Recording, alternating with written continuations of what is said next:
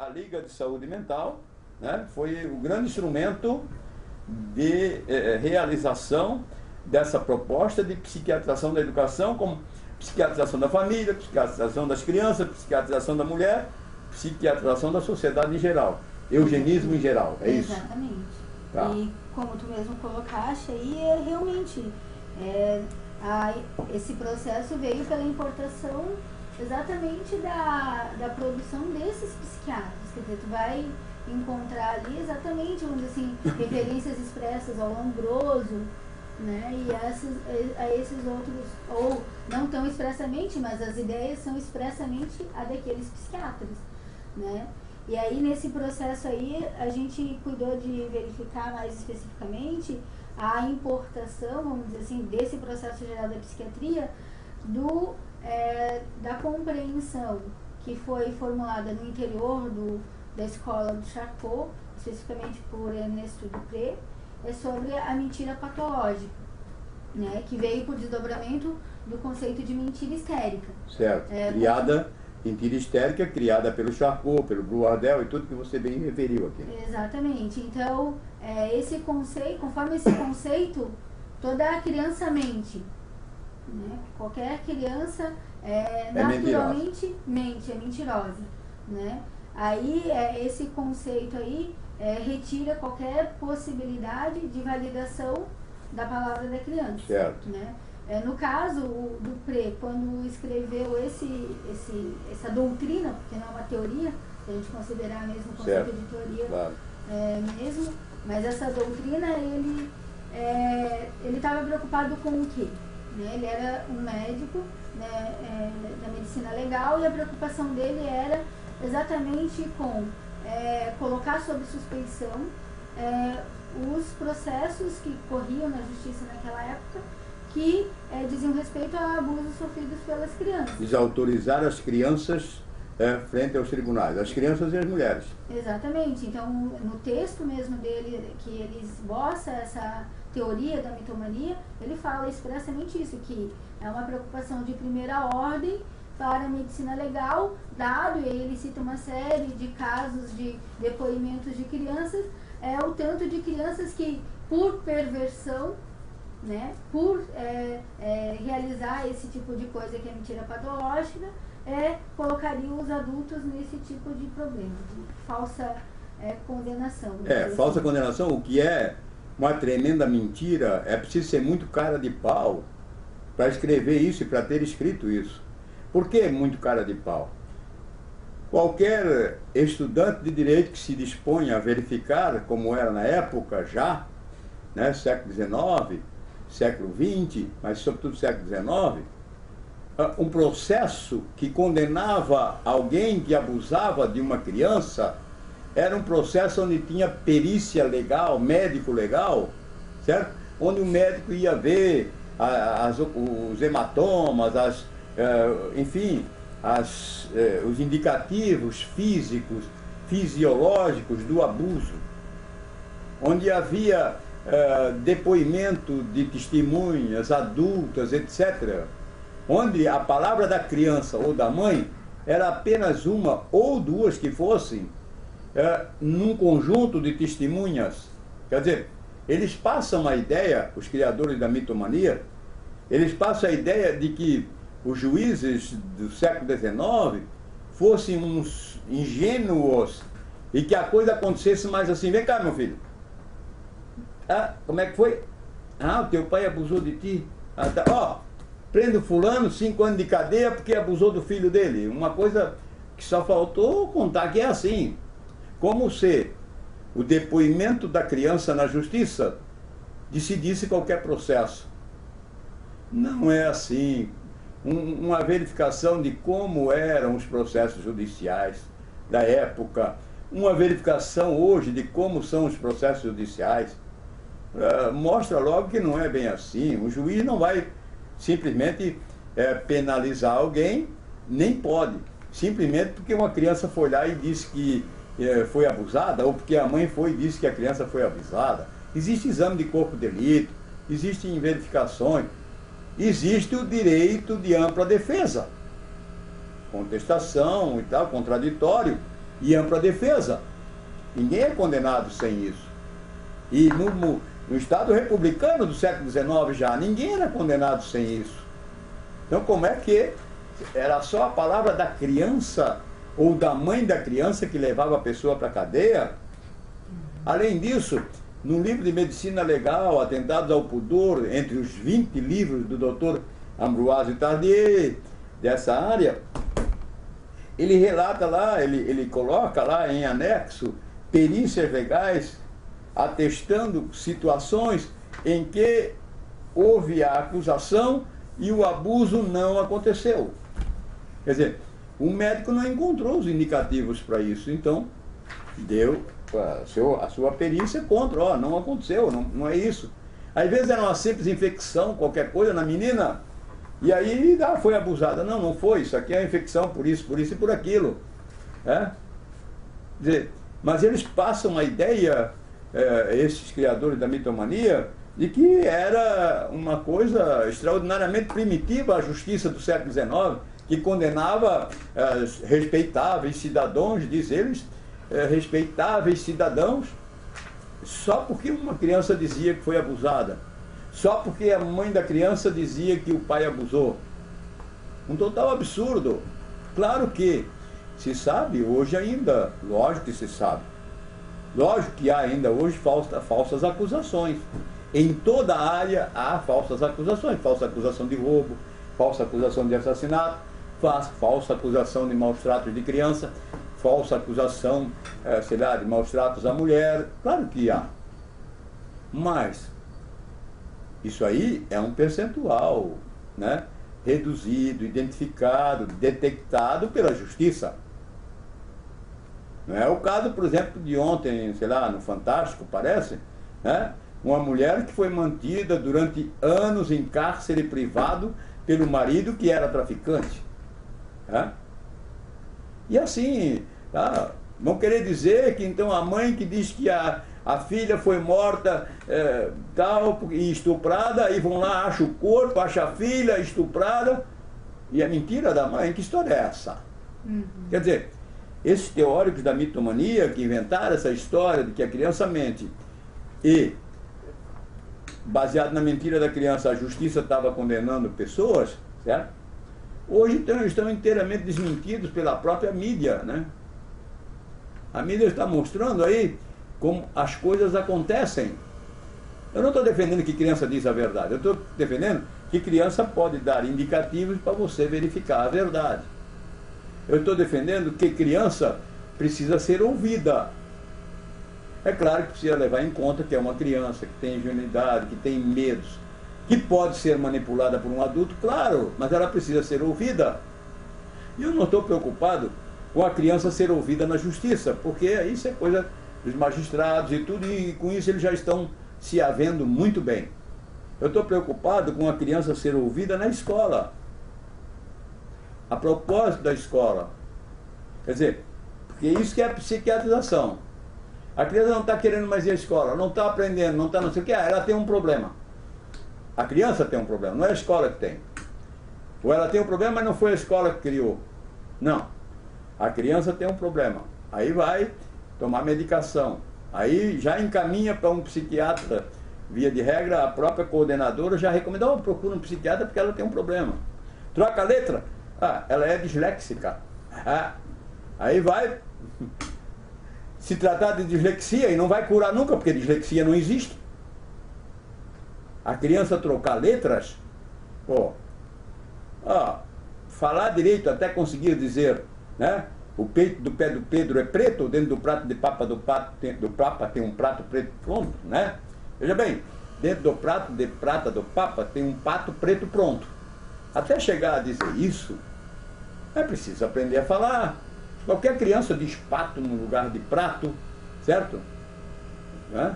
Qualquer criança coloca letra, como Cebolinha. Agora, que está trocando letra quando escreve é disléxico. Ou coisa parecida. Né?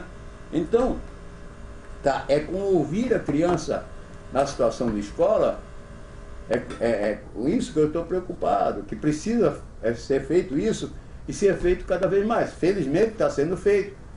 está sendo feito porque a justiça está exigindo isso, que a criança seja ouvida, que a criança seja respeitada, etc, etc. Mas a psiquiatrização exatamente impede isso. Os direitos de cidadania da criança. Né? Tá?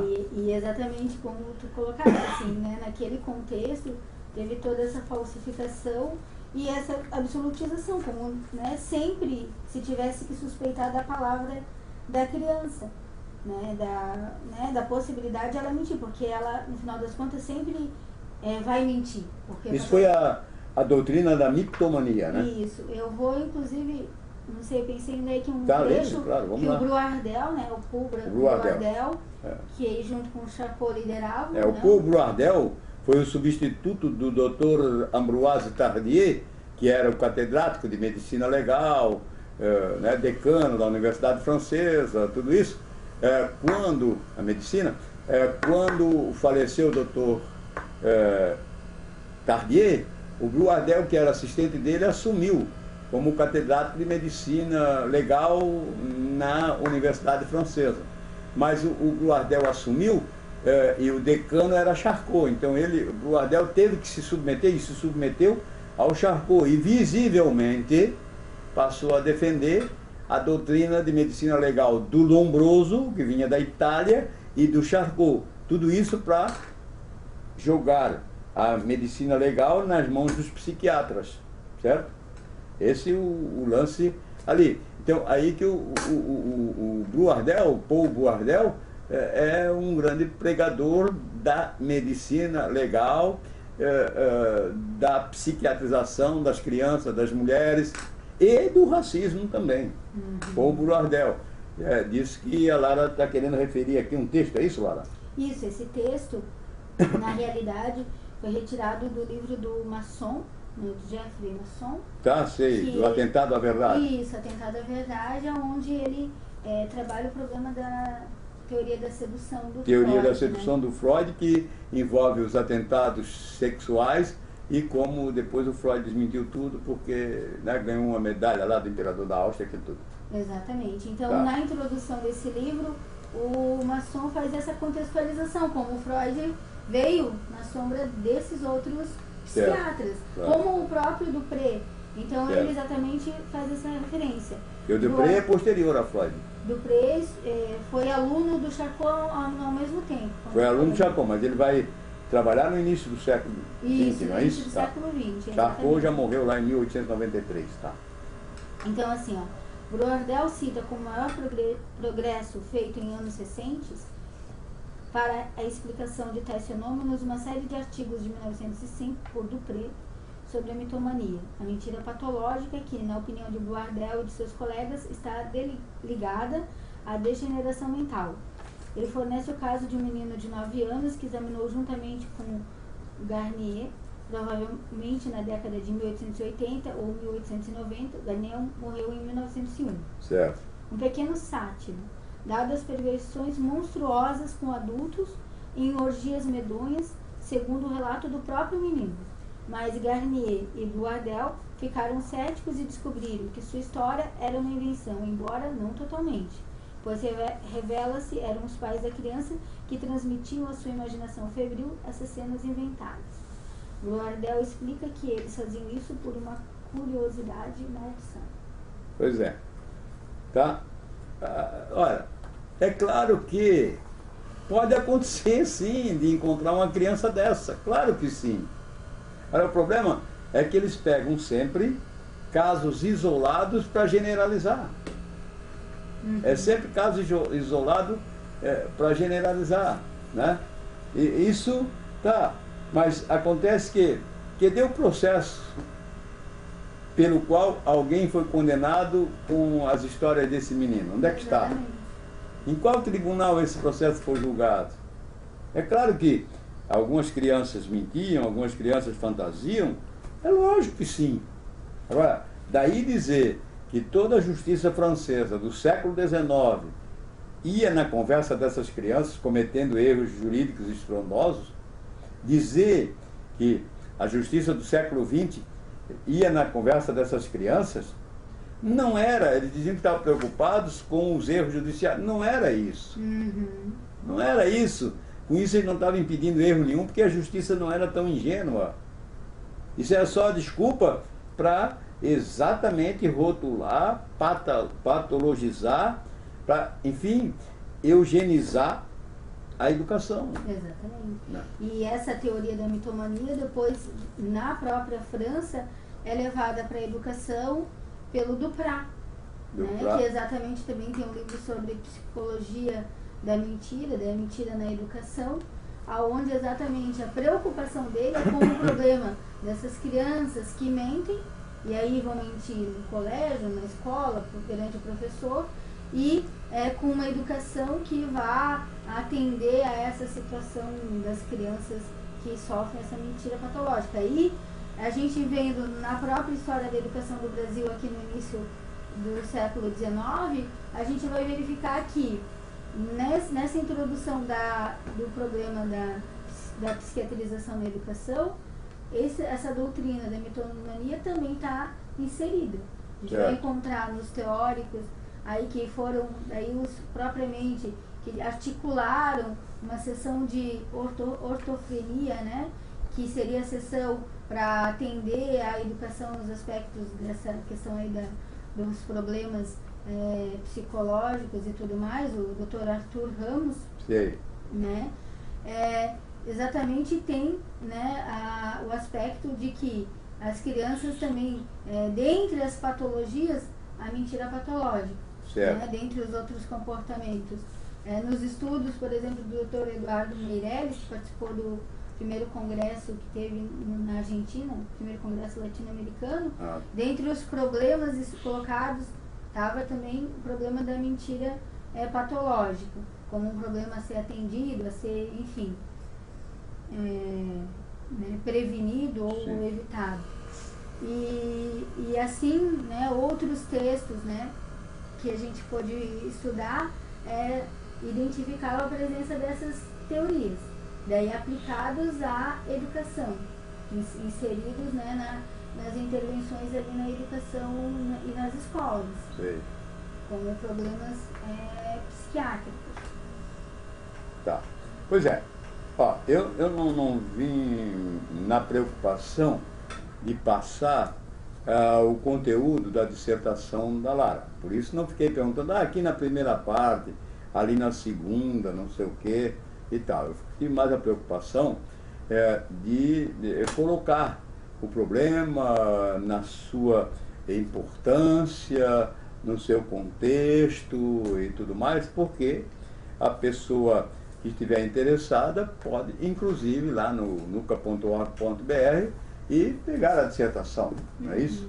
E ler tudo, inclusive a vasta bibliografia, né, em que a Lara pesquisou, certo? Está lá na página nuca.org.br. Por isso que não estou preocupado assim com colocar ao fim das contas, seria repetir a defesa da tese por parte da Lara, né? Não estou preocupado com isso.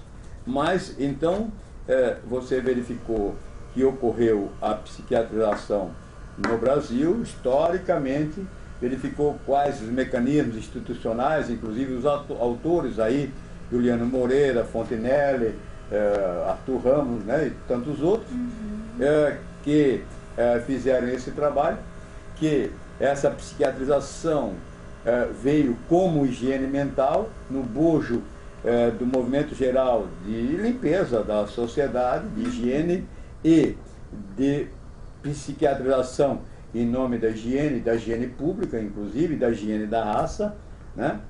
E que, então, isso veio da França. Exatamente, que seguiu o mesmo processo que já vinha, vamos dizer assim, se estabelecendo, vamos dizer assim, algumas décadas antes, né, no final do século anterior, e que, né, vinha como base até como ruptura, nós chegamos até a estudar aqui isso nos seminários que a gente fez pelo NUCA, na contramão da produção do Tardieu, né, exatamente, na contramão do que vinha sendo produzido, essa falsificação, né, como tu mesmo colocou, a respeito da situação até jurídica, e o estabelecimento dessa doutrina que vinha, né, no rastro da doutrina da mentira histérica, que já tinha sido, né, posta lá pelo Charcot, e que também estava se estendendo por toda a sociedade francesa, até a educação pelo Duprat. Então, a gente pode ver que, na realidade, o que veio a acontecer aqui no Brasil seguiu o processo em curso na França, e se a gente for fazer a relação já com o próprio Lombroso, que daí vinha da Itália, também não era distinto, porque nessa mesma época ele, né, escreveu lá o Homem Criminoso, tinha aquelas ideias, né, que tinha que ver o tamanho do crânio, aquelas coisas todas para definir o caráter do sujeito. Coisa que vem do século XVIII, né? Tudo depois empregado aqui, né? Por exemplo, os testes de antropometria são aplicados aqui na educação. Antropometria, né? Mede o crânio, depende do tamanho, é macaco ou é homem, é por aí. Exatamente. Então, por exemplo, tem, né, essa aplicação dessa psiquiatria racista e incluindo esse conceito de mentira patológica. É a mitomania, certo? Exatamente. Mitomania que vinha da doença mental que vinha da frenologia do César Lombroso. Quer dizer, César Lombroso, França, Charcot, Boardel, depois sai para a educação, de praia e tudo isso. Exatamente. Não é isso? Uhum. Tá. Então, na verdade, um movimento ideológico de reversão das conquistas revolucionárias de 1897, 1789, da Revolução Francesa, 1789, conquistas republicanas e humanistas referente às crianças e às mulheres. Isso evoluiu até 1880, e em 1880 conseguiram reverter com a teoria do racismo, com a doutrina do racismo, com a doutrina da doença mental, com a doutrina da mitomania. Quer dizer, é o ranço disso que nós temos ainda hoje nas nossas escolas, é isso? Exatamente. Tá. Agora, ok, tese excelente, então, tá. Quem quiser só ler vai ver isso. Excelente contribuição. Mas você está preparando seu doutorado para a Universidade de Montpellier, na França, né? E vai continuar essa pesquisa, é isso? São os meus objetivos futuros. Certo. Eu pretendo fazer isso. Tá. Então aí você vai agora às raízes dessa psiquiatrização da sociedade e da educação na França, é isso? Exatamente, esse que é o objetivo, tendo em vista que, né, que se evidencia que isso vem desde, né, a psiquiatrização na França, né, pude ver que, né, um trabalho mais, né, vamos dizer assim, indo ao fundo dessas raízes, poderia, né, ser conveniente ver né, esse processo na França e inclusive até o momento hoje, né, uma outra pergunta. O momento hoje lá na França. Exatamente, porque como a gente está conversando aqui no Brasil, tem de um lado todo um processo de estabelecimento de direitos e de, né, de compreender as possibilidades de cidadania da criança e tudo mais.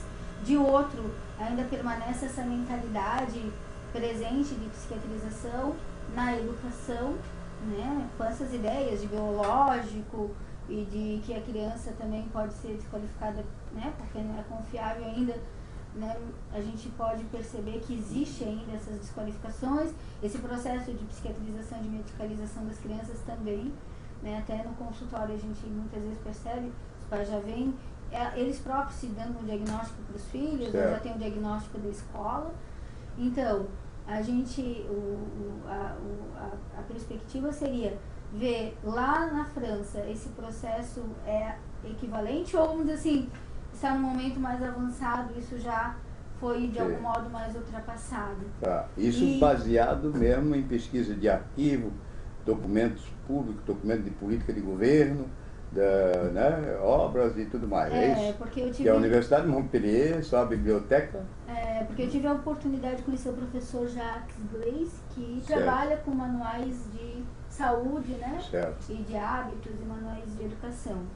Então, e ele, né... E ele conheceu sua tese, né? Sim, conheceu a apresentação do trabalho no seminário. Tá. não ela concluída. Tá. Ela estava na finalização, na realidade. Certo. Mas tendo, né, a possibilidade de ele trabalhar dentro dessa, né, dessa abrangência de trabalhar com a história e com a antropologia e com os manuais, e tendo o meu enfoque que cabe dentro do conjunto das pesquisas dele, se delineou a possibilidade de eu fazer meu doutorado lá, exatamente pelos arquivos que tem de história, de manuais de educação. Também pelo trabalho dele, que é um trabalho também sobre coisa da educação, não é? Exatamente. Tá. Sobre questões... Aí o interesse dele em que você trabalhasse com ele e tudo mais, né? Uhum. Ou fazer um doutorado articulado, tá aqui, não é isso? Exatamente. E tá bom, beleza. Então, quer dizer que essa pesquisa excelente, que traz uma contribuição muito importante, né? Indispensável, né? Inestimável, podemos dizer, vai ser continuada em tese de doutorado. Isso quer dizer que você se envolveu por uma linha de pesquisa e vai investir nisso, é isso? Sim, com certeza. Tá. Gostaria de acrescentar mais alguma coisa à nossa conversa? Bem, eu gostaria de acrescentar, se as pessoas tiverem interesse em conversar, discutir, eu sei de colegas até que são até do pós-graduação, que tinham interesse em aprofundar certas discussões, outras pessoas que tiverem interesse, eu estou à disposição, podemos conversar, debater, que isso que faz o trabalho ir adiante, Através de nuca.org.br, através do blog da sua clínica, né? Isso. Clínica Relações, não é isso? Exatamente. E tal, facilmente faz contato, conversa aí, né? Se junta, os esforços para levar essa batalha adiante. Exatamente, é isso? Esse que é o objetivo. Então tá. Então vou agradecendo, né, Lara? Eu que agradeço. A participação aí para esse nosso encontro antropológico, conversas científicas, para nuca.org.br. Também um agradecimento especial a você, que nos dá a homenagem de assistir a esse vídeo na internet. Muito obrigado, até a próxima.